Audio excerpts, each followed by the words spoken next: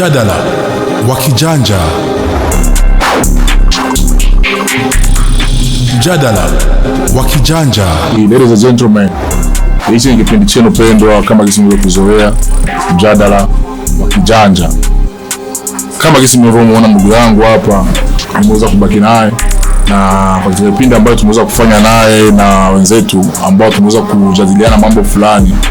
Nimeweza kubakiana na mwenzangu hapa na kuweza kumuuliza maswali madogo kwa sababu nina habari zake nyingi ambazo zinaongeleka mjini na ningetaka niweze kuzijua kuhusu yeye, ananiambia aje. Hebu tumsikilize na tuweze kuwa naye. Bwana John, mambo vipi?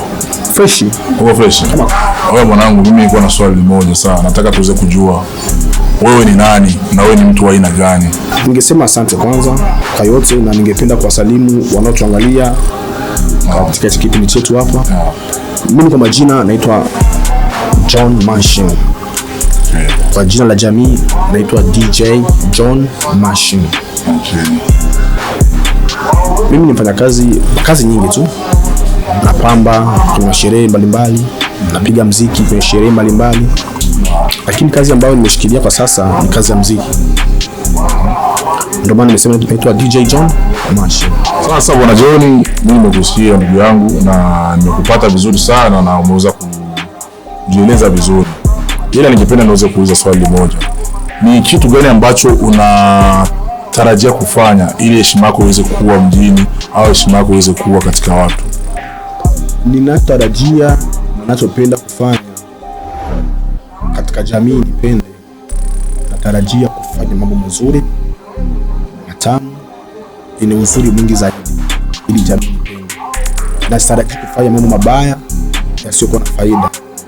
Nitakapofanya mabaya jamii itanipenda. Na naomba Mungu niweze kuwa DJ kubwa, DJ kiboko. Kila hatua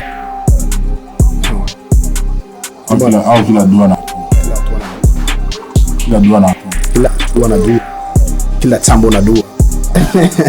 Yes bwana John, mimi nakupata vizuri sana. Na kitu kimoja ambacho naweza kupenda ni kuweza kuuliza na tuweze kumalizia kipindi chetu. Si ni mbali sana. Sawa. Hivi huwa unapenda kuingia kwenye mahusiano ukiwa na wanawake wangapi? Unapenda kuwa na mwanamke mmoja au unapenda kuweka kampuni? So mimi ni mtu ambaye sipendi kuwa na wanawake wengi. Mimi ni mtu ambaye napenda niwe na mwanamke mmoja mwenye akili, kama kweli mwenye kujielewa. Uliza. Japokuwa jina langu ni kubwa, utasikia John Machine hivi, lakini msiko huko. Mimi ni mtu wa wanawake, kuongea nao, story fresh. Mimi na mpenzi wangu mmoja na nampenda, yana ananipenda. Pote alipo anajua mpenzi wangu ananipenda na ananisikia na ataniona. Sija kumchanga. Naweza kumtaja mbele zetu. Ni siri yangu.